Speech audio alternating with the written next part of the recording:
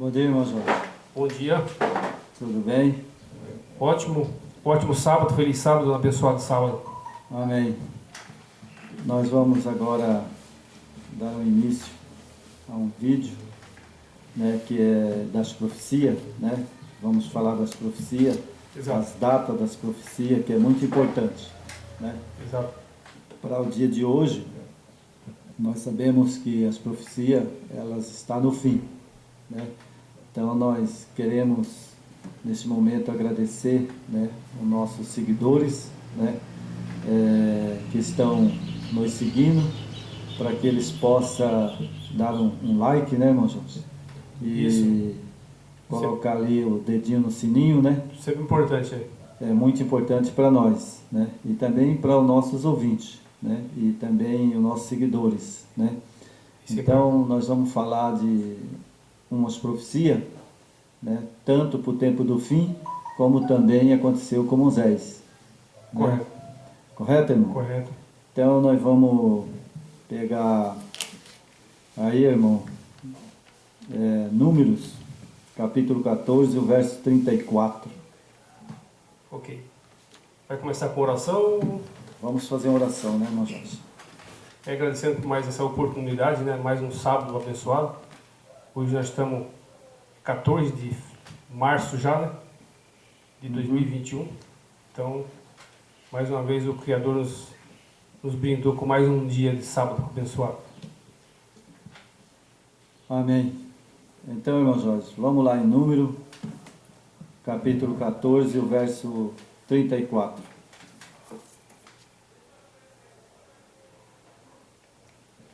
Número 1434. Isso. Vamos aproveitar, irmão, o número 34 que vai explicar bem, Mas vamos aproveitar, já que a Bíblia está aberta, para os ouvintes entenderem melhor. Vamos falar também, ler o capítulo 32 e o 33, Isso. Para entender corretamente, Exato.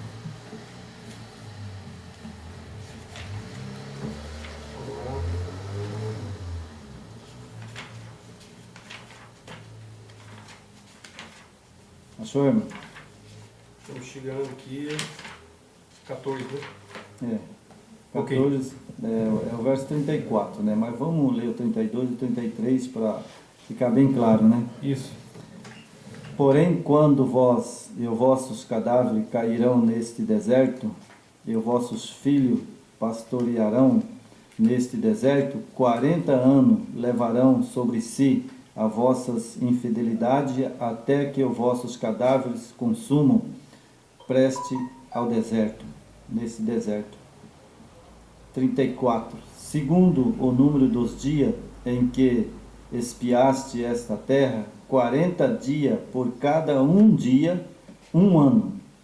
Levareis sobre vós a vossa iniquidade 40 anos, conhecereis o meu apartamento. Então veja, irmão, um ano, lá no Velho Testamento, quando eles saíram do Egito, um ano era um dia. Um dia.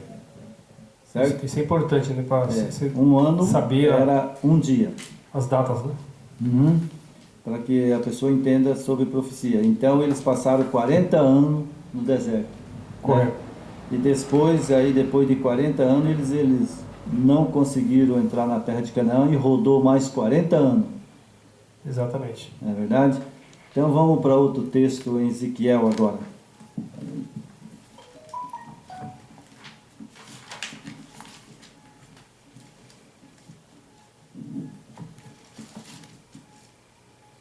Ezequiel capítulo 4, verso 6 e 7.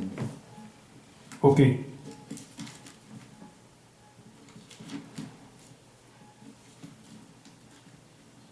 Ezequiel capítulo 4, verso 6 e 7. Correto. Então aqui nós temos: e quando cumprires este, tornar-te-ás a deitar sobre o teu lado direito, levarás a maldade da casa de Judá 40 dias, um dia te dei por um ano. Correto, irmão? Isso. Então veja bem que nós estamos aqui também a regra, em Ezequiel é a mesma de lá de Números, né? Então, aqui fala do verso 7, né? E dirás, pois, o teu rosto para o cerco de Jerusalém com os teus braços descoberto e profetizarás contra ela. E eis que, porém, sobre ti cordas, assim tu não te voltarás do lado para o outro, até que cumpra os dias do teu cerco. Então foi os 70 anos, né? Os 70 anos de cativeiro, né? Eles ficaram lá em Babilônia e depois eles voltaram, né? Então nós vamos agora para Daniel. Daniel 12, né? Daniel capítulo... Vamos ler o capítulo 8 primeiro, depois nós vamos para o 12.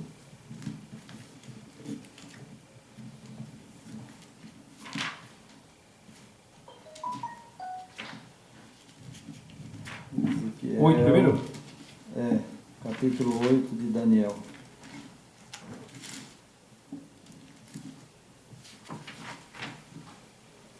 Ok, 8, 14, 19. Capítulo 8, né? Isso. Daniel, ele esteve no cativeiro, irmão. Eu tenho essa Bíblia minha aqui, ela marca todas as datas, né?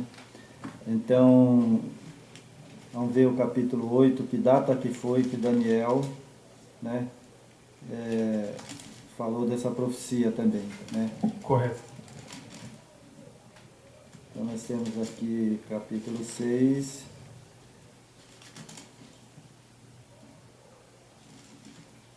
capítulo 8, né? Temos aqui o capítulo 8, 14 e o verso 19, né? De Daniel. Então, vamos ler? Vamos lá. E ele me disse, até 2300 tarde e manhã, o santuário será purificado. Então, Daniel, esse aqui foi no ano 457, e depois 555, né? Foi quando ele fez essa profecia, né? Isso. O anjo Gabriel desceu e falou para ele, né? Isso, o ano do Messias, né? Que ia acontecer, né? E então ele fala das 2300 tarde e manhã, né? Exato. E o santuário será purificado. Então seria 2300 anos, né? 2.300 anos. 2300 anos. Tardes e manhã se refere a um dia, né? Se refere a um dia. Então, né? 2.300 dias e dá 2.300 anos, né?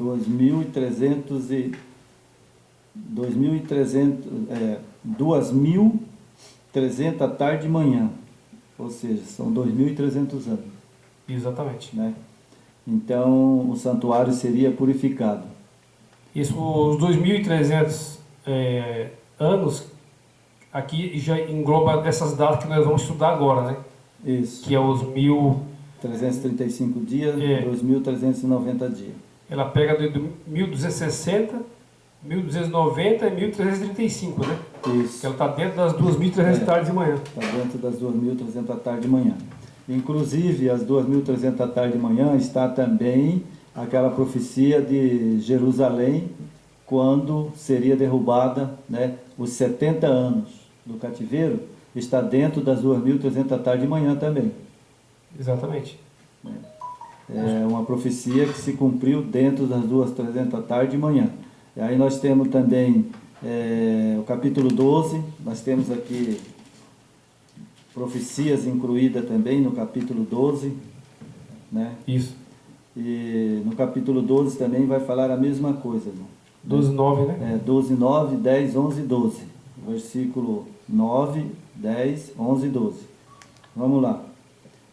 Muitos serão purificados, embranquecidos e provados, mas os ímpios procederão impiamente. Nenhum dos ímpios entenderá, mas os sábios entenderão. E desde o tempo em que continua o sacrifício, foi tirado e posta a abominação desoladora, haverá 1.290 dias. Correto, irmão? Corretamente. Então, o sacrifício foi tirado, né? Quando o sacrifício foi tirado, essa profecia duraria 1290 dias. Isso. Né? Então, foi quando eles foram para o cativeiro. Aí não teve mais sacrifício em Jerusalém. Foi tirado. Foi tirado o sacrifício, né? Foi tirado o sacrifício. Eles foram para a Babilônia. Então, não houve mais sacrifício em Jerusalém. Exatamente. Não é verdade? O templo foi derrubado, o templo foi destruído por Nabucodonosor. Exato. Então a profecia E cessou o aqui, sacrifício, né? ele fala, muitos serão embranquecidos, né, e provados, né, e os ímpios não entenderão. Exatamente. Lógico que os ímpios não entenderam, porque quando Israel foi para o cativeiro de Nabucodonosor, preso, os ímpios, eles não entenderam por que o Eterno permitiu que eles fossem para o cativeiro, não é verdade? Exato. Porque eu também, se eu tivesse lá, irmão, eu ficaria assim, sem saber por quê. Um Deus todo-poderoso, né? O Eterno todo-poderoso, que guerreou com Davi, né? Tirou Abraão do meio da idolatria, né? Levou Moisés para o deserto, tirou o povo do Egito, e agora naquele momento ali ele entrega na mão de Nabucodonosor. Exatamente. Por isso que o sacrifício foi tirado, né? Isso. E aí a profecia diz que, e desde o tempo em que o continuo sacrifício foi tirado, posto abominações desoladoras, haverá 1335 dias. Bem-aventurados que espera e chega até 1335 dias. Então, depois do cativeiro foi tirado, né? Aí haveria 1335 dias. Exatamente. Aí o que acontece? Esses 1335 dias chama de bem-aventurado. Por que bem-aventurado? Porque nós vamos ver essa profecia agora, né? Vamos ver ela cumprir essa profecia no pé da letra. Porque era bem-aventurado, né? Por exemplo, seria, irmão, um acontecimento que envolveria o nosso Salvador. Está dentro desse período, né? Nesse período. Então, envolveria um grande evento, aonde que esse evento, você vai ver que ele se cumpriu. E quem não ficaria feliz? Não é verdade? E a Então palavra aí nós ela temos... não falha, né? E os 200, né, 1335 dias, né, e uma alegria muito grande, sabe? Com Por quê? certeza. Porque essa data, ela é muito importante. Exatamente, para a história dos remanescentes, né? Isso, a história do remanescente e a entrada do nosso Salvador no lugar santíssimo. Exatamente. Quando ele entrou no lugar santíssimo. Então nós temos aqui, irmão, essas datas, né? Vou fechar minha Bíblia aqui. Nós vamos agora ver essas datas, né? Ok. A data de 508 e 538 são muito significativas para os adventistas do sétimo dia, né? A primeira e tradicionalmente reconhecida como o início dos 1290 anos, 1335 dias, de Daniel 12, 11 e 12. A segunda, como ponto de partida dos 1260 dias, nos Apocalipse 11, 3, 12, 6. Presente artigo descreve o contexto histórico dessas datas, bem como o papel exercido por eventos importantes no processo do estabelecimento da supremacia papal. Então, irmão, Exatamente. aqui na apostila, irmão, sabe, coloquemos os ouvintes, nós coloquemos adventista do sétimo dia, porque nós vamos explicar uma coisa agora. esse adventista que descobriu a data dos 1290 anos, 1335 dias, e de Daniel 12, 11, 12, esse foi Guilherme Miller. Correto. Foi Guilherme Miller, não foi a Igreja Adventista do Sétimo Dia. Ele era um batista, né? Eles eram batista do Sétimo Dia. Eles não eram adventistas do Sétimo Dia. Isso é bom que o nosso telespectador vai entender, né, como é que se originou tudo, né? Vai entender e vai compreender as profecias agora, porque eu coloquei aqui, porque eu queria explicar isso publicamente, não só para os adventistas, mas também para os batistas do Sétimo Dia, né? Porque quem descobriu a data foi Guilherme Miller, e ele tinha 6 pastores trabalhando com ele, e tinha também uma irmã, Raquel Ack. Exato. A Raquel Ack, ela também foi guardadora do sábado. Certo. Então, Tiago White, Ellen White, todos os adventistas aprenderam a guardar o sábado com Guilherme Miller. Exatamente. E eles pegaram as profecias de Guilherme Miller e aplicaram como se fosse deles. Mas não é dele, não. Não é deles. Essas profecias de Guilherme Miller. É por isso que hoje você tem que ter... Quando a gente fala de sistema religioso, as pessoas às vezes não entendem, né? Mas é tudo... são tudo igrejas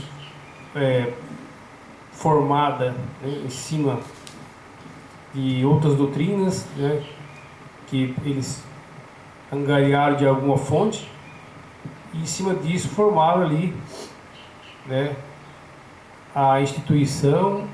E hoje que a gente está vendo aí, assim, com um foco muito grande, né, com uma abrangência muito forte, que é a questão da religião, que na verdade é mais um projeto lucrativo, né, de acúmulo, né? É verdade. Então nós vemos que as profecias, ela foi descoberta por Guilherme Miller, né, e os pastores que estavam com ele naquela data.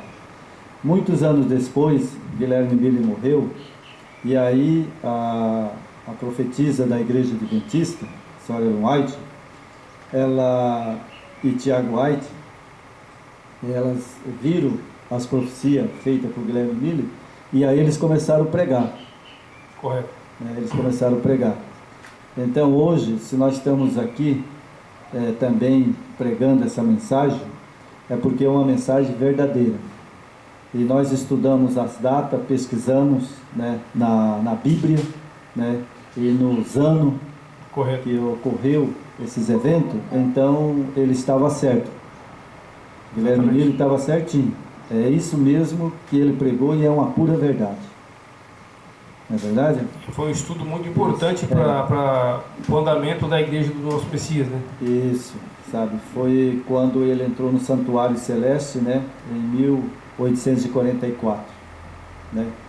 Então nós temos aqui, irmão, as datas de 538 DC são muito significativas para a primeira e tradicionalmente reconhecida como início dos 1290 anos e 1335 dias e anos de Daniel 12, 11 e 12.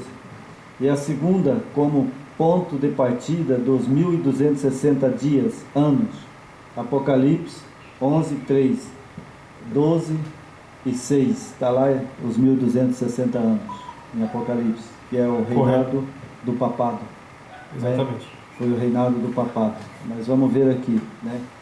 Presente artigo escreve o contexto histórico dessas datas, bem como o papel exercido por evento importante ou no processo do estabelecimento da supremacia papal. Então, todas essas datas, irmão, ela se cumpriu dentro da supremacia papal. Exatamente. 1.200 anos, 1.335 dias, 1.290 anos de Daniel cumpriu dentro da supremacia papal. Exatamente. Aqui foi quando deu início, né, a formalização da igreja romana, né? Isso. Onde houve a união da igreja com o Estado, né? Verdade. Isso formou o maior império do mundo. Exatamente. Então nós temos aqui, irmão, temos aqui mais, né, uma das profecias, a característica, a interpretação historicista das profecias apocalípticas, das escrituras, fundamento no assim chamado princípio de ano, a interpretação profética, baseada na ideia que cada dia profético representa um ano literal. As 70 semanas de Daniel 9, 24, 27 deve ser vista como sendo 490 anos. Está lá em Daniel. Exatamente. Está escrito lá, 490 anos, né? Isso. Então, os 70 anos duraria 490 anos, né? Exatamente. E 1260 dias de Apocalipse, 11, 3, 12, 6, vem também Daniel 7, 25, 12, 7, Apocalipse 11, 2, 12, 14, 13, 5, como sendo os 1200 anos. Os 1290 dias de Daniel 12, 11, como sendo 1290 anos.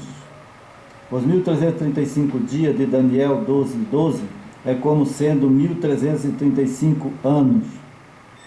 E as 2300 tarde e manhã de Daniel 14, como sendo 2300 anos. Então, essas profecias, irmão, estão tudo dentro da profecia 2300 anos. É a profecia mais longa. Exatamente. E dentro dessa profecia, 2300 anos, está também essas outras profecias. Elas estão tudo dentro dessa profecia. É importante frisar que dentro das 2.300 tardes de manhã, que dá 2.300 anos, cumpre todas essas datas que estão dentro dos 2.300 tardes, né, de manhã, que é 2.300 anos. Essas profecias, tudo que 1.200 anos, 1.290 anos, 1.335 dias, 70 semanas, né, está tudo dentro dos 2.300 anos. Isso. É aquela profecia que nós já estudamos. Né? Exatamente. Que ela deu início lá em Esdras, né? Exato. Então, aqui nós temos, né, tradicionalmente aponta o ano de 508 DC como sendo início dos 1290 anos. Então, você pode pegar na profecia que os 1290 anos, você coloca, sabe, 508, né? Você coloca 508 no ano 508, né? O ano de 1335 dias, você coloca 508. Você vai ver que vai chegar em 1843. Exatamente. Quando o papado lá, né? Essas profecias, em 508, o papado assumiu, né, a crueldade, né, que veio fazendo, né, a igreja romana, né? Então essa profecia, né, ela aponta para 508, né, como sendo, né, o início dos 1290 anos e 1335 dias, né? 30 anos depois, no ano 538, como sendo o início dos 1200 anos, as principais datas referência para esse cálculo têm sido no ano, né,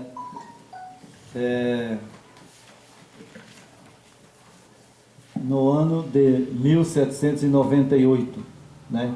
Então, essa profecia, irmão, né, do Papa Pio VI, quando ele foi morto. Exatamente. Ele morreu exatamente ali no ano 1798, ele foi preso. E foi capturado, preso, né? Foi capturado e preso, né? Então a profecia, quando ela diz aqui atrás, no ano 338, né, aí você coloca 338 em 1290, vai dar 1798. Exatamente. Né? Quando você coloca os anos de 508 em 1335 dias, vai dar 1843. Que Então nós chegamos a justamente, essa data, né? é justamente onde fechou ali os 2.300 anos, né? Isso. Ali fechou os 2.300 anos. 1798, na década, quando o Papa Pio VI foi capturado e aprisionado na França, vindo morrer no exílio, subtraindo os 1260 anos de 1798, os intérpretes chegaram até o ano de 538. Subtrai dessa data, vai chegar lá em 1538, né? E o Papa, o Pio VI, né, em 1798, ele foi morto lá na França. Exatamente. Então a profecia cumpriu no pé da letra. Ah, perfeito, né? Perfeita profecia, não é verdade? Exatamente. Embora a data de 1798 esteja bem estabelecida pelo importante evento que foi aprisionado o Papa, significado de 508 e 538 tem sido questionado por diversos intérpretes críticos que consideram essas datas como destituídas de um sentido histórico mais relevante, mas se é vista dentro do amplo contexto de estabelecimento da supremacia papal, a data torna-se como importantes expressões desse processo. Por que ela torna, irmão? No processo das 2.300 da tarde e manhã, essas profecias, tudo está dentro da tarde e manhã, os 2.300 anos. Né? Então é muito importante porque essas datas elas estão corretas, porque na verdade, né, apontava para a morte do Papa, e ele morreu nessa data. O 1798, né? 1798, ele foi morto. Exato. E você veja que ele foi para o exílio, né? E ele morreu lá. Mas a profecia falava que ele ia ser tirado do poder. E cumpriu no pé da letra, né? Cumpriu no pé da letra, né? Exatamente. Então nós temos aqui, irmão,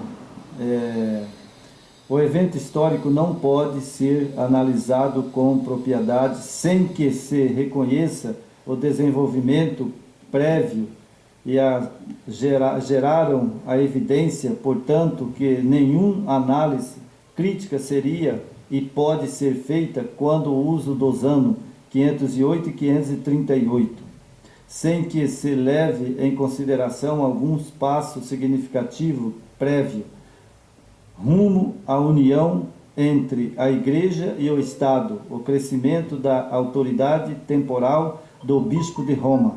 O contexto histórico de ano 508 inclui importantes eventos como a conversão de Constantino, publicação do livro Agostinho, né, da Cidade de Deus.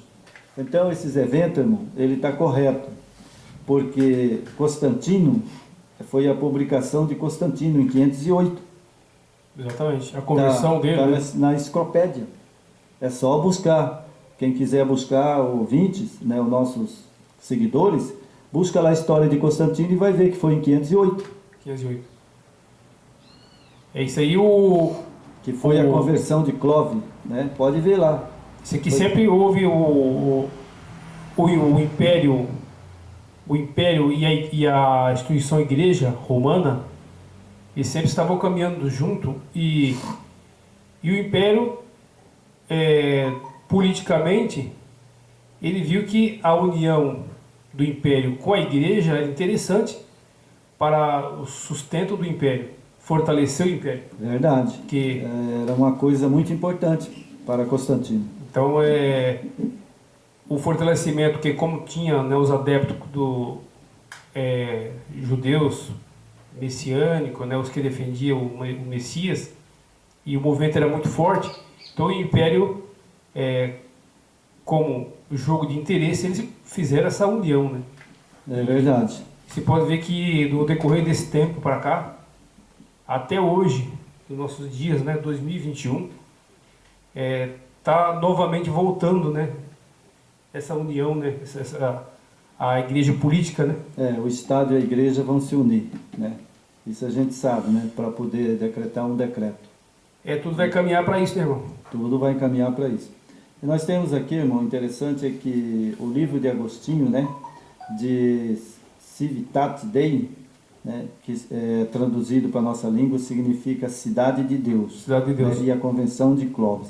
Então, veja bem, a Cidade de Deus, quem que se domina hoje? Não é o Vaticano? O Vaticano. É lógico. O Vaticano, ele se intitula, né, como a Cidade de Deus. Exatamente.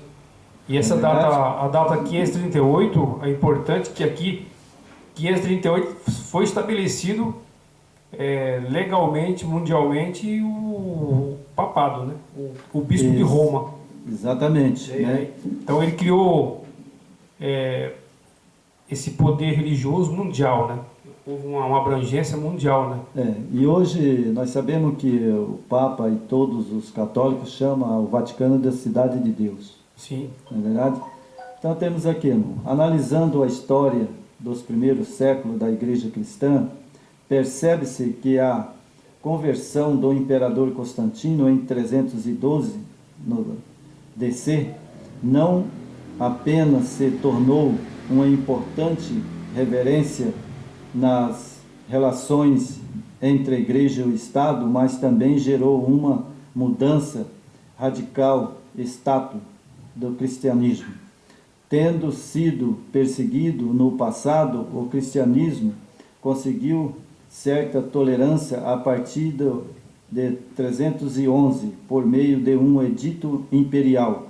Foi, porém, edito de Milão, promulgado em 313 pelo imperador Constantino Lucínio, que concedeu aos cristãos completa liberdade de culto. Né? Então, veja bem, nessa época, eles concederam, né, esse Constantino Lucínio, ele conseguiu, né, conceder aos cristãos, né, completa liberdade de culto. Né? Então, veja que esse homem, ele existiu. Sim. Né? Ele existiu. Tanto que ele, depois, mais tarde, eles tornaram proibir os cultos. Né? Isso como aí, nós sabemos que, né, como lá a profecia... Isso aí sempre... o que acontece desde os primeiros séculos? O inimigo trabalhando para que a mensagem do Filho do Eterno, do nosso Yeshua, ela fosse ocultada, né? E isso, até os dias de hoje, ainda tem essa luta, né? Da verdade, da mentira e contra a verdade. Então, naquele tempo não era muito diferente, era muito forte, né? Através dos imperadores e o poder religioso, ele sucumbia, né, às expressões das pessoas, né? Aqueles que expressavam a fé pura, verdadeira que o Mashiach deixou, essa fé ela foi ocultada, né? Daqui mais para frente nós vamos ver que os arianismos, né, que pegavam um único Criador, eles foram extintos, né, da face da terra, devido a eles pregar a verdade. Então essas tribos foram extintas, né, irmão? É verdade. Então, irmão, nós temos aqui, durante o ano seguinte, sobre a liderança de Constantino, as propriedades eclesiásticas confiscadas foram restauradas à igreja, e o dia do sol, o domingo, foi imposto como um dia de descanso e culto. Além disso, Constantino assumiu uma posição de liderança teológica no Concílio de Nicéia, em 325, quando arbitrou a controvérsia ariana. Então, irmão, veja bem, o que aconteceu lá. Quando ele colocou o dia do sol como domingo, aí houve uma controvérsia, porque ali havia Ário e também havia os dois bispos, né, que era contra, né, colocar o domingo no lugar do sábado. E os judeus, né, os judeus messiânicos, né, os judeus sempre seguiu Yeshua, eles não abriam mão disso aí. Não, eles nunca abriram e nem vai abrir. Os que são guardadores do sábado, né, os judeus, né, tem os messiânicos, né, agora tem mais outros grupos de judaísmo, né? O Netzarim, né? Netzarim. O Netzarim é o seguidor do Nazareno, né? É verdade. O cristianismo, como a gente já estudou nos outros estudos anteriores, os seguidores do nosso Messias não era chamado de cristão, você sabe, né? Não. Não era. Eles não eram chamados de cristão. Que foi imputado pelo o bispo, que se declarou bispo, na verdade, bem no início, depois da morte de Paulo, né? É verdade. Ele chamou os seguidores do Yeshua de cristão, né? É verdade. Então, essa controvérsia, sabe, houve, né, lá em 325, né, no Concílio de Nicéia, né, a liderança da teológica, né, do Concílio de Nicéia. Então, lá no Concílio de Nicéia, Ário não aceitou. Isso porque ele era ariano. Né? E ele estava na profecia dos 3 reis que ia cair. Né? Exatamente. Então, aqueles 3 reinos de Daniel era ariano. Ele era fiel ao Criador, né? Era fiel, né, tanto ao Criador como também à sua lei. Sua lei, a lei do Eterno é que nós vemos lá nos 10 mandamentos, né? Exato. E quando ele deu a Moisés, está incluído o sábado. E ele seguiu o Messias verdadeiro, né? É verdade. Essa é a grande verdade. Ele não baixou a guarda, né? E por isso é que Ário foi morto. Exatamente. Ele foi extinto, né? Ele foi envenenado, né? Exato. Agora quem envenenou, não apareceu até hoje na história quem envenenou Ário. Mas com certeza deve ter sido o imperador, né, que mandou fazer o serviço, né? Ou mesmo os bispos naquele tempo, né? Existe uma parte oculta do poder religioso que eles agem dessa forma, né? No ocultismo, né? É verdade, né? Então temos aqui, irmão, o processo, né? Conceder o privilégio à igreja foi seguido pelos imperadores subsequente, né? O título de pontífice Maximus. Então ali agora já não era Constantino, né? Já era Máximo, né? Isso. Que era um pontífice, né? E não foi mais usado pelo imperador Graciliano. Em 380, Teodósio I promulgou um edito tornando-se o cristianismo e a religião exclusiva do Estado. Qualquer pessoa que seguisse outra forma de culto seria punida pelo Estado, por meio do edito de Constantinopla.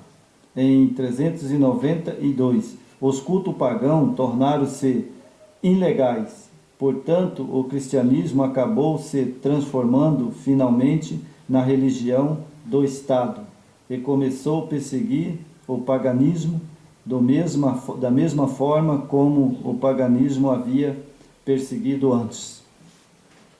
Então agora eles começaram também a perseguir, né, irmão? Os cristãos, né? Como foi lá quando o Salvador morreu. Exato. Né? E aqui dá para entender também que o arianismo, ele é considerado como pagão também. As crenças pagãs, então por isso que o arianismo foi extinto. Porque ou você seguia os poderes Roma, papal, imperial, ou era como foi na história, está estampado aí, quantos que morreram, né? Morreram muita gente, né, irmão? Foi uma atrocidade que essas pessoas, né, eles vão pagar diante do Eterno, né? Com certeza. Porque as profecias estavam corretas, né? Então, cumpriu perfeitamente. Cumpriu perfeitamente, né? Aí nós temos aqui, e a resposta a essa acusação Agostinho escreveu entre 413 a 426 sua famosa obra intitulada De Civitate Dei, a Cidade de Deus. Embora o livro fosse escrito originalmente para solucionar os problemas específicos da época, sua influência na história da Igreja cristã vai muito além de seu tempo. Thomas Merton enfatiza o fato de que a visão do Santo Agostinho da história e a invasão mantida pela Igreja Católica por toda a tradição católica. Olha só, irmão, é interessante, né? A gente vê hoje o nosso povo, né, das igrejas, que tem a pentecostais e todas as outras igrejas, né? E temos a igreja medieval, que é o Papa, né, o Vaticano, né? Exato. Será que esses são membros, né, da Igreja Católica, os católicos? Será que eles já leram essa história? Será que eles já viram o que eles fizeram no passado e o que faz hoje ainda? Eu acredito que eles sabem, sabe? Alguns sabem, e tem uns que não querem nem estudar porque eles sabem do podre passado, né? E é grande, né? Então você permanecer num segmento desse, né? Então, ou você acorda para a verdade, ou a destruição é inevitável. É verdade, né, irmão? Então, aqui nós temos o fundo religioso para a teoria papal medieval. A cura romana da Idade Média transformou realmente em Civitas Dei, a cidade de Deus. Na Civitas Terrena, a cidade terrestre, representada pelo império visível da Igreja, governado pelo bispo de Roma, a cidade de Deus. Acentuou também a forte distinção entre o sagrado e o secular, que ainda continua exercendo tão grande influência sobre a civilização ocidental. Então veja bem, irmão, a igreja, né, medieval, ela até hoje ela ainda exerce poder. Sim. Porque o Papa, né, ele é o homem ainda substituto de Deus, né? Ou seja, eu chamo de eterno, né? Exato. E chamo o filho de Yeshua HaMashiach, né? Exatamente. Então ele se coloca como substituto do eterno, né? Mas ele não é, ele é homem, igualzinho a mim e você, homem pecador, mas ele se faz de Deus. Alguma semelhança com Babilônia? Isso aí não? Exatamente, irmão. Sabe, a Babilônia, ela vem desde Nimrod. Nós já fizemos vídeo essa semana passada. Esses homens se declaravam Deus, né? Aqueles Nimrod, Samira, né, e Tamuz, eles se declararam Deus. E hoje, eu alcancei ainda, quando eu cheguei a uma idade de 9 anos, por aí, ainda tinha os padres usavam mitra, né? E aquela mitra simbolizava Filho de Deus. Filho de Deus. Ou seja, ele era o substituto do Filho de Deus, do Yeshua HaMashiach. Mas ele nunca foi e nunca será. Não. Aqui acho que mais para frente no estudo vai ter essa sequência, que o que aconteceu naqueles tempos ali, o que o Papa da época usava? Ele colocava, né, a opressão no imperador, ele oprimia o imperador, usava do poder religioso de que forma? Falava, você é um imperador, você é um homem imperador que se comanda, né, várias províncias, parte do mundo, mas eu sou representante de Deus aqui na terra, então você precisa da minha bênção. eu vou te abençoar para o seu império prosperar. Então, desde aquele tempo, houve essa troca, né, de troca de favores, né? Você me ajuda, eu te ajudo. Então, hoje, né, irmão, você vê aí, não é diferente, né? As pessoas querem fazer com o nosso eterno a mesma coisa, né? É verdade. Até os dias de hoje, então isso vem no sangue, né? De milhares de anos que passou e continua ainda. Continua a mesma coisa, né? O paganismo, né? Então aqui, irmão, nós vamos... Tem muito texto, né, que a gente colocou, mas vamos pular aqui, irmão, para a semelhança de Constantino. Ok. A semelhança de Constantino, Clovis começou a perceber a força que ele ganharia se aceitasse o cristianismo. Olha a jogada de Clovis. O que acabou de falar aqui. Ele era pagão, né? E esse Clovis, ele era cruel. Então ele percebeu, né, e agora que ele aceitasse, né, o cristianismo durante uma batalha com os alarmanos, ele jurou aceitar Deus. O Deus. Então ele, bom, já que os cristãos, né, adoram esse Deus, né, então eu também vou adorar esse Deus. Eu vou aceitar. Porque aqui o que acontece? Fortalecia, né, o seu poder. Ele ganharia mais poder. Adepto. E adepto, né? Porque aqui fala, né, que ele aceitasse, né, o cristianismo, né? E durante uma batalha com Alamanos, ele jurou aceitar Deus, de Crotide, e se tornar um cristão, se saísse vitorioso em decorrência de sua vitória. Ele foi batizado no dia de Natal. Dia de Tammuz.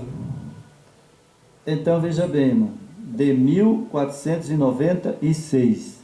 Irmão, será que nós poderíamos vasculhar a Bíblia e achar que o nosso Salvador, os discípulos, eles comemoravam Natal? Não. Não vai achar, irmão? Isso não existe, né? Foi criado não existe? por homem, né? Isso foi criado por o paganismo? Paganismo.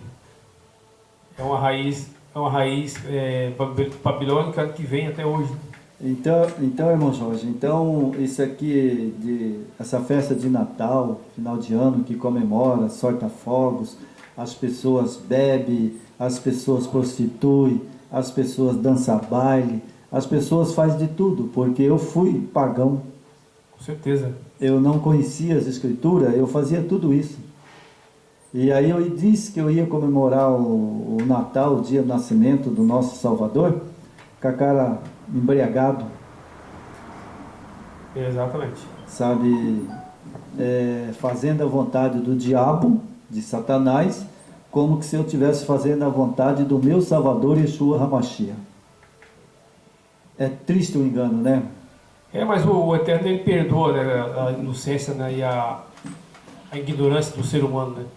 A partir do momento que você é uma pessoa simples e não é orgulhosa, porque os orgulhosos, eles não se baixam para um estudo, um conhecimento. O que ele sabe, o que ele aprendeu é suficiente para ele, ele não se abre.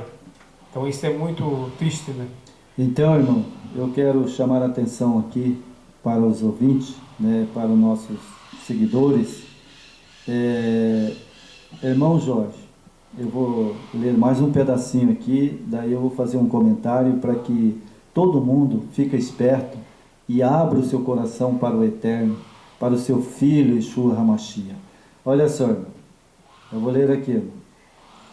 Em decorrência de sua vitória, ele foi batizado no dia de Natal. Exatamente. Aqui, irmão, tem uma coisa que eu quero explicar. Ele foi batizado em nome de quem? Do Yeshua HaMashiach ou em nome de uma trindade?